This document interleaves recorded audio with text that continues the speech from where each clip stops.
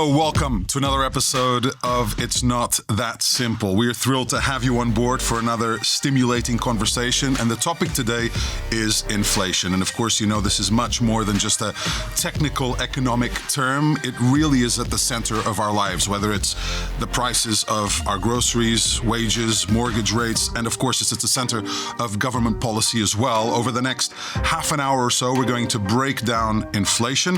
We're going to talk about the forces which drive it up and down. We're going to explore the recent trends and also try to figure out what could happen in the future because we're living in such an unstable political and economic landscape. Who's going to help us do that? Well, that's our star guest for today, Ricardo Reis, the A.W. Phillips Professor of Economics at LSE, the London School of Economics, a prolific thinker and researcher. Ricardo has been recognized globally for his groundbreaking work on monetary economics, inflation dynamics, and central banking. He is a fellow of the British Academy, of the Academia de Ciências de Lisboa as well, and the Econometric Society has won a variety of awards as well around the world. Ricardo, welcome. Fantastic to have you on the show. This is quite a technical topic, of course, inflation. We're going to try to make it as easily understandable as possible, especially regarding what's going on these days. But let's start with the basics. Please tell us how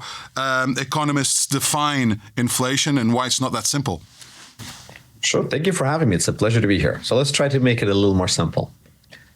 When I make a payment, when I buy something from you, what I do is I'll use some card that will say to the bank, please take 10 euros from my account and put 10 euros into your account. That's how we make payments.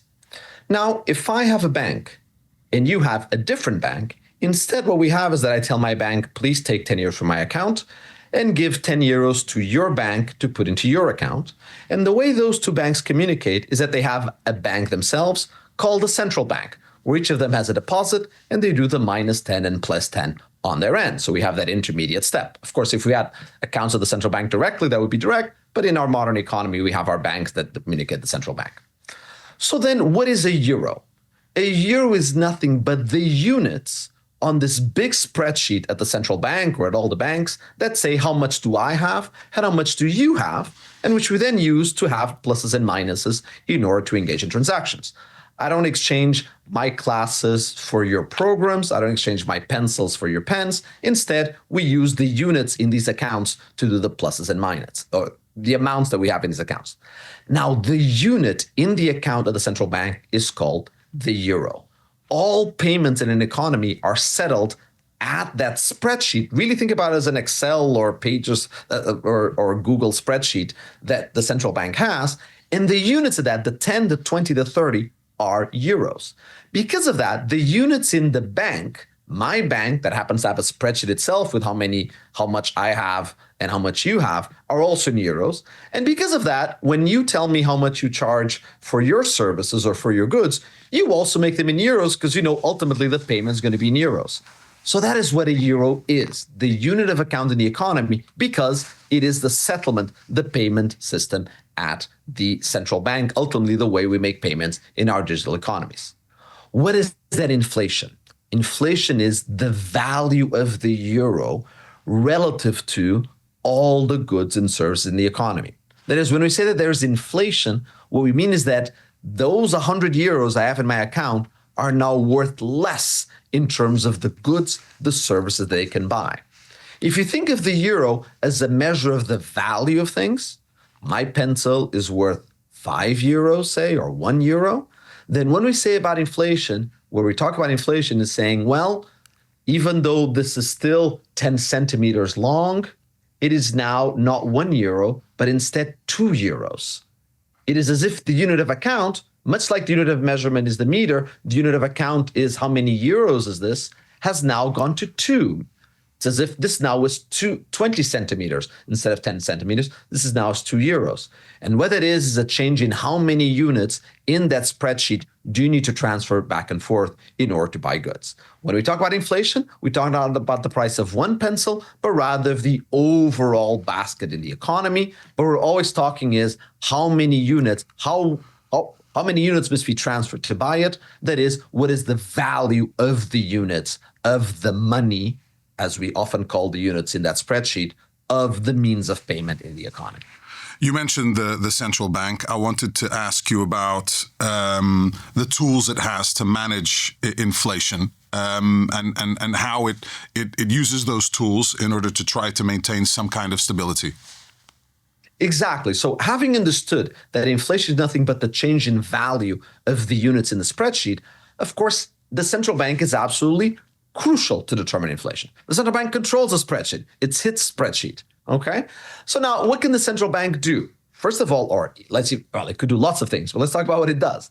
What it does is it goes to that spreadsheet and multiplies it by a certain factor every day. We call that the interest rate. It can do that easily. It's its spreadsheet. It can just go and multiply every unit by 1.02 or 1.1 or 1.5, whatever amount it wants to, okay? In doing so, it is changing the returns that I get from keeping my money in the spreadsheet as opposed to using that spreadsheet to buy some good and keeping my wealth, my savings into that good. So the central bank, by controlling the interest rate, is controlling the attractiveness of me holding goods versus holding units at the central bank. Well, that attractiveness is going to therefore determine how much do I want of holding the units of the central bank versus the pencils, which is, of course, again, nothing but the relative price, the inflation being the change in the relative price between the euro units and the real units. Because inflation, the price level, is nothing but the relative price between the euro units and the real units. The central bank controls the desirability of the euros. It controls how many euros you want as opposed to pencils, and therefore the price level or the change in the value of those pencils themselves. So the central bank controlling the interest rate is able to therefore control inflation. More generally, the central bank controlling the total amount of numbers in that unit, the way the spreadsheet works, what it buys with that spreadsheet. The central bank can also have a little cell that's called central bank and buy and sell things from it. The central bank will obviously be affected the desirability of the spreadsheet, and by affecting the desirability, its relative value, in other words, inflation. It's said that inflation is seen normally as a natural part of economic cycles, maybe a symptom of poor political decisions or policy decisions as well. What are the key factors and forces that drive inflation up and down short term? So unlike a meter as a unit of measurement of distance, which we fix and has been the same for a very long time, when it comes to inflation, because we're talking about nominal versus real things and how they're relatively desirable, anything that affects production in the economy, that affects how many real goods there are, how many do you want to buy, how difficult it is to produce new things, is going to affect their relative price, and therefore is going to affect the relative desirability of real and nominal units, and thus of the euro. So if we think, for instance, that there's a boom in the economy, imagine there's lots of great investment opportunities. Well, then you want to withdraw the amount that you have in nominal units, in euros, and put them into real things, into investing into real activities in the economy. And so whenever we get a boom in the economy, that tends to cause inflation. What if there's an increase in the cost of imported goods, say oil, for instance? Well, that means that those are going to translate into more expensive in terms of using real units in order to produce goods. And that's going to itself also imply that the real stuff is more desirable relative to the nominal, leading to inflation. What about fiscal policy? Well, if we have fiscal policy that's sending you a check, you say, well, now I have a big check. I have more units in my spreadsheet. I want to go and buy stuff with it. And as you go and buy stuff with it, again, inflation is going to result. And even perhaps more tricky is that beyond fiscal policy, oil prices, beyond investment opportunities and booms in the economy, if you expect that there's going to be high inflation in the future, then what you want is, before those prices go up, before the euros lose value in real things, you want to go and buy things right now, shift your savings from a nominal to the real units, and that causes inflation itself now. Expecting inflation in the future causes inflation today, which would make inflation particularly hard to control. And then on the other side of all of these different shocks, you have, of course, what the central bank is doing about the desirability of the nominal units itself. And the job of a central bank, and thus the difference relative to the meter, is that the central bank is at all times trying to shift that interest rate to change the desirability of the nominal of the euro relative to all of the other shocks in the economy affecting the real stuff in order to keep the balance between the two just even and inflation at 0 or 2% or some given level. And that is the challenge that central banks face. There are all kinds of forces that drive inflation up and down. There's not just one force. Everything that happens in the economy drives it. But the key question is whether the central bank can always be adjusting the desirability of the nominal in order to keep that just in balance, and such that a meter is always the same amount, a euro is always worth the same. It'd be fair to say, Ricardo, that over the last 3 to 4 years, there's been obviously a huge event which had a massive impact on the economy, which was COVID-19. The war in Ukraine has obviously also affected the global economic landscape. What have we learned, especially from COVID, but also from these big, unpredictable events which affect the economic stability of countries, with a focus on Europe here, as far as the supply chain kind of dynamics that are in place, and how countries many times can protect themselves when such an unpredictable event happens? So on the one hand, shocks will always happen. Economies are dynamic places where innovation happens, where ideas come, but also setbacks happen, wars, as you mentioned, pandemics, and all of those provoking challenges. Economies are also very resilient. They adapt to those through the ingenuity of people and through the signals and incentives they are given through prices and through their pursuit of well-being in the case of consumers, and of profits in the case of firms. When it comes to controlling inflation, what these have meant is that they've created particular challenges, particular changes in the real economy that have made the job of the central bank particularly challenging in identifying the shock and in responding to it. Let's go, for instance, to the pandemic. The pandemic at first, and all of us were locked at home, and we accumulated a lot of savings. There were some pessimistic views on how life would never go back to what it was before, as well as how people thinking that another pandemic was another bad event was around the corner would stop spending, would stop wanting to want real things, consume real things. Therefore, there were fears of deflation in 2020. Central banks responded by engaging in changing the interest rate, normally lowering it, in order to try to push inflation up. And yet, lo and behold, what happened was that as soon as lockdowns ended, people went out and said, I want life to be just as before normal. Actually, more. I want to spend even more. I want to go to more restaurants and buy more things and save less than I was before. And so what we ended up was, in a sense, with a wrong monetary policy, in 2021 that led for inflation to accelerate. Not a mistake that's very understandable, because when you set monetary policy and central bank policy, often its effects come with a lag of 1 year. And basically in 2020, the policy was the wrong one that turned out to be for what 2021 is, and inflation accelerated. So that's one example of that challenge, a very understandable challenge, and a mistake that's kind of everyone would have made, or at least everyone made at the time. Second one, you mentioned, for instance, the wars, or the invasion of Ukraine by Russia. That, of course, was unexpected when it arose.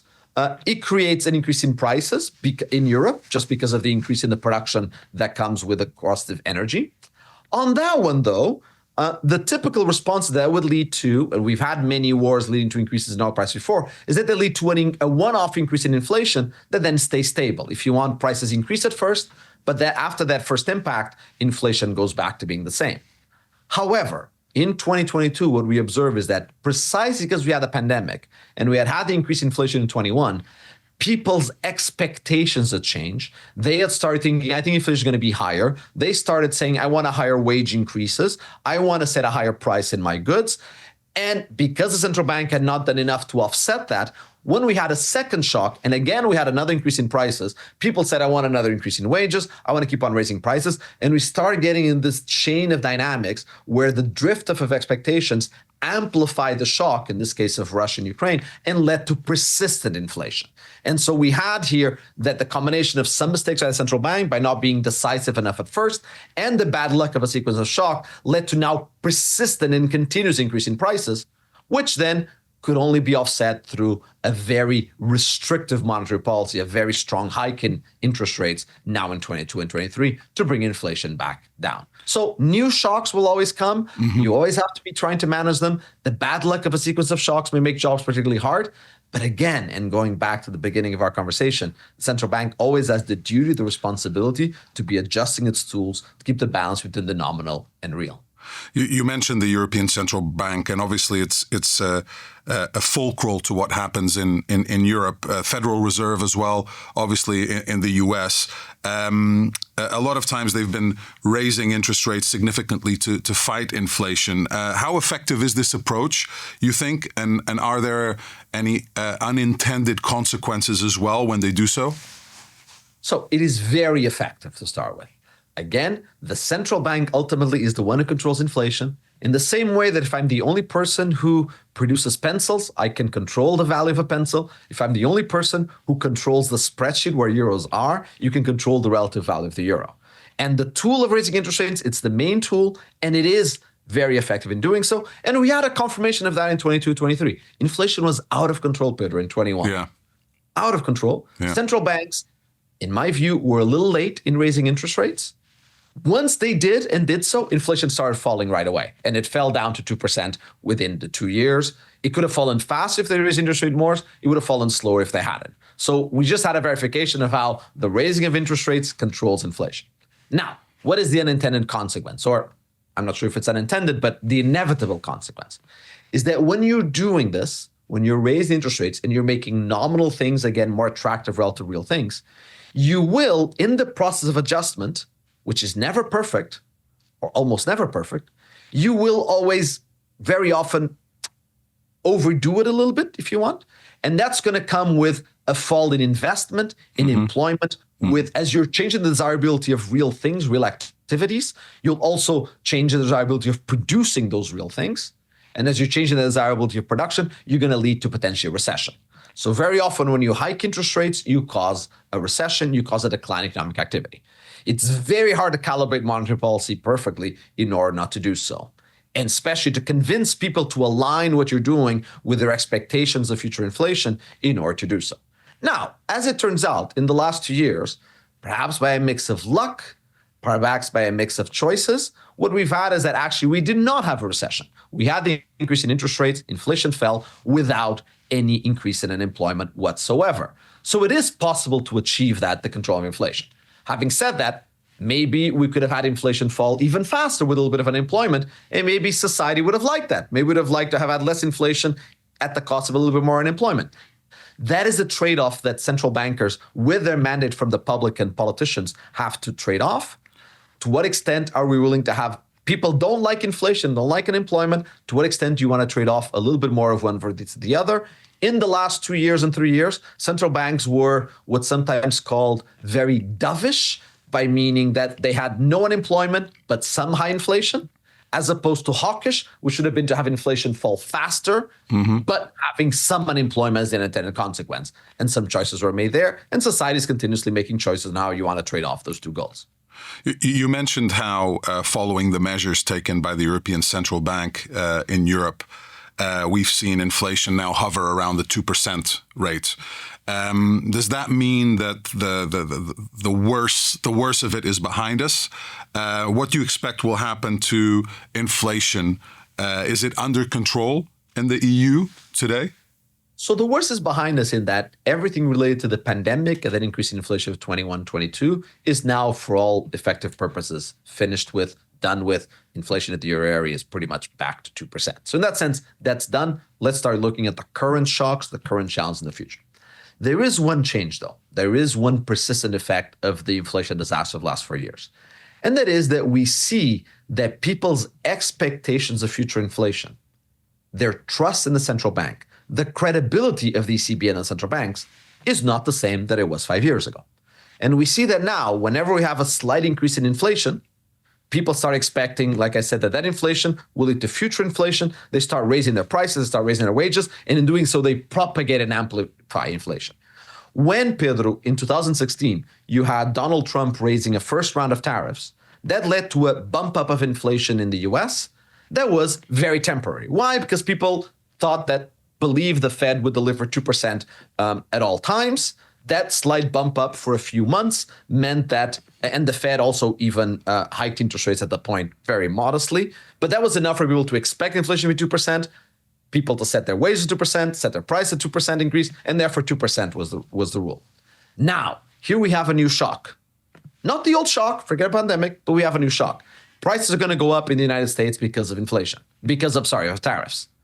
Will we see that people still think, well, even though inflation jumped from 2.5% to say 4% for the next 3-5 months, I still think that the central bank is going to deliver 2%. So I'm still going to ask my wages to only offset for this increase. My price will only increase that, but I don't think it will be more.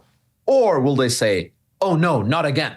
Another 4-5% inflation. I'm going to expect higher. I'm going to get into again those dynamics of high inflation that propagate and amplify. That is, I think, the big question of the next 6-12 months that central banks are going to have to struggle with.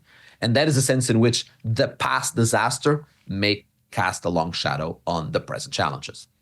Yeah, you brought up the tariffs conversation, and that is definitely one I wanted to get into because I think it's been impossible in recent times to kind of log on to whatever website you have to follow the news and not be bombarded with this story, right? It's been huge because it's an unprecedented level of tariffs applied by the Trump administration, and he's doing it across the board to traditional trade allies as well as countries that perhaps have never traded with the U.S.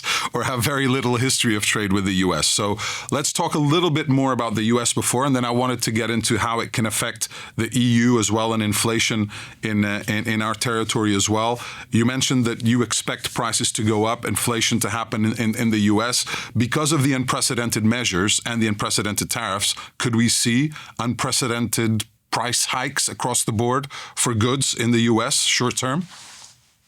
Yes, in the sense that tariffs for the first part are nothing but a tax on imported goods that raise the price of imported goods. Right. And so pretty mechanically, they're going to lead to an increase in prices in the US and therefore to inflation in the US. That's the first impact. Now, they're very large, as always with a little, or not as always, but as with other policies of Donald Trump in the last few months, it's a little bit hard to understand how much will come into effect, how much will change. The uncertainty is tremendous. But at least some of it seems to will come and will raise right away immediately the price of imported prices. So that's the first effect. The second effect is that beyond that immediate mechanical impact, it also makes production in the US harder, more expensive, more inefficient. You now pay more for the costs of the things, of the inputs that you import. Maybe you're going to have to start relocalize some production to the US. There's a reason why you used to have some factories in Vietnam. It was cheaper to make them there. If you're now going to go and make them in the US, it's because it's more expensive. It's less productive. Of course. You're less good at doing the real things if you wanted. The real things are less attractive. And so you're going to have to generate inflation that way as well. So both in a short run impact mechanical way as well in the medium run, this causes inflation.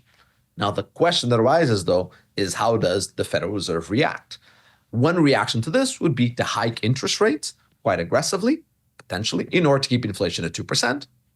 However, these tariffs, what they also do is not only they raise price and costs, they also lower productivity, the ability of U.S. firms to produce, their ability to hire workers to achieve those outputs. They are what economists sometimes call a supply shock. They raise prices and lower quantities. They both increase in employment, increase inflation.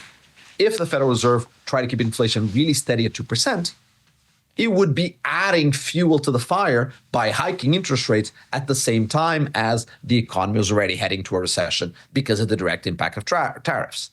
Therefore, insofar as we would like to avoid partly the recession, partly the inflation, the Federal Reserve will have to play a very difficult balancing act of allowing for some recession and some inflation if you want, neither all in one side nor on the other, and calibrating that is extremely hard. It is especially hard given the uncertainty associated with the tariff policy and other policies of the Trump administration. It is especially hard because that uncertainty affects not just what policymakers should do, but also is affecting very directly what firms are doing. How are they changing their production plans? How are they changing their prices under what is some unprecedented uncertainty?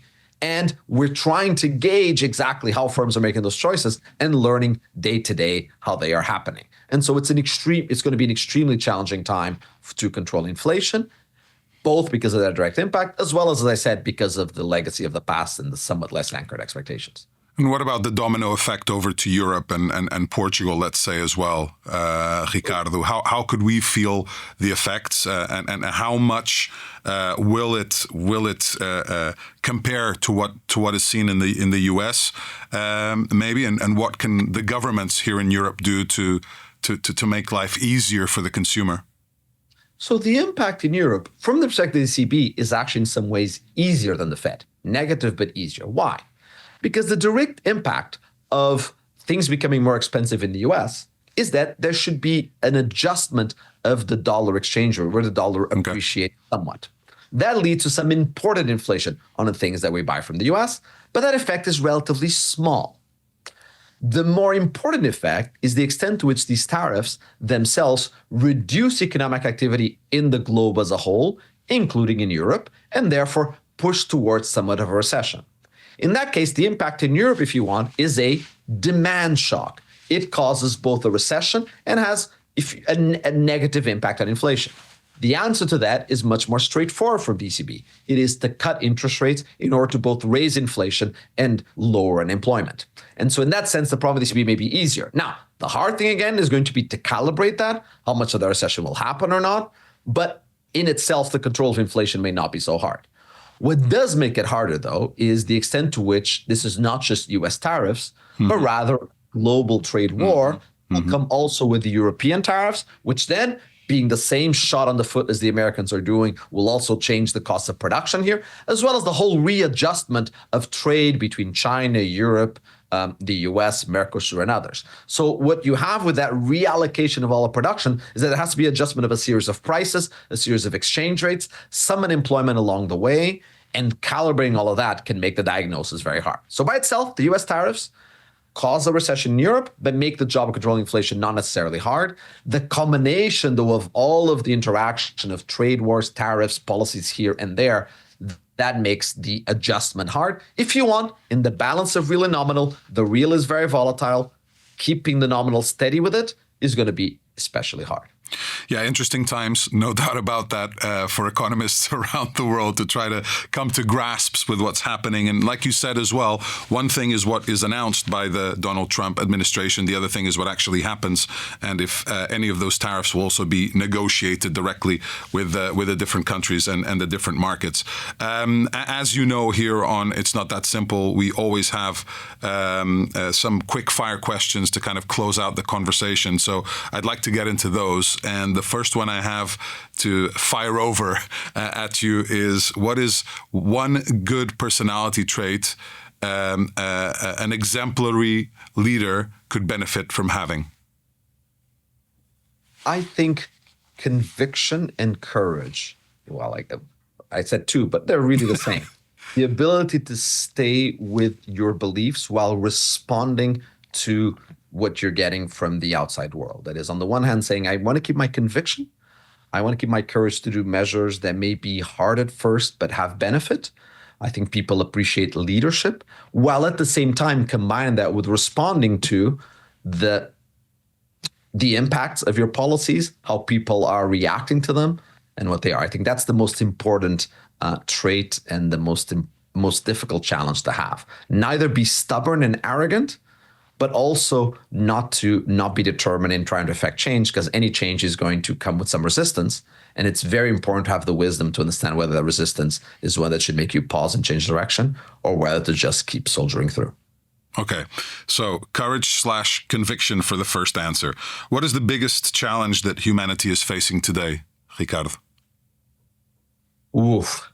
Well, it's hard not to mention climate change in the medium run, although in the short run, I think the challenge always that humanity faces is the challenge of bad ideas, bad ideologies, simplistic views of the world, if you want, attempt at simple answers that are sold by some politicians, some leaders, or even some people you bump to on the street, a lack of understanding of the subtlety of the world, the lack of use of knowledge to make sense of the world and how to affect it.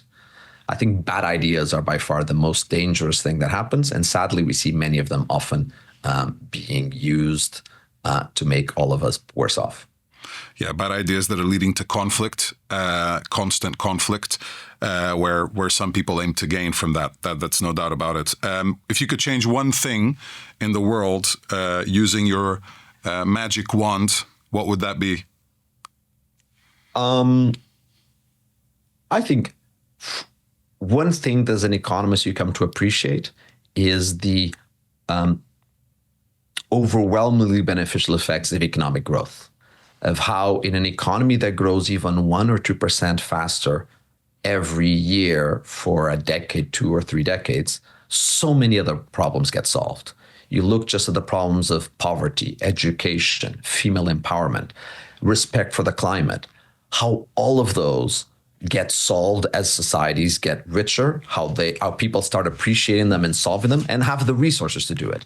So if I had a magic wand, if there's one thing that history teaches me, starting with the Industrial Revolution and afterwards, but even if you look at the experience of Portugal as it grew very fast in the 60s and 70s, and at some of the stages in its history, is that if you have sustained economic growth for a few decades, it is remarkable how almost every other indicator of well-being that I know of improves dramatically.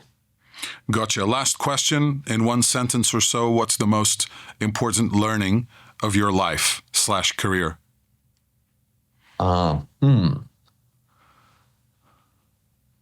That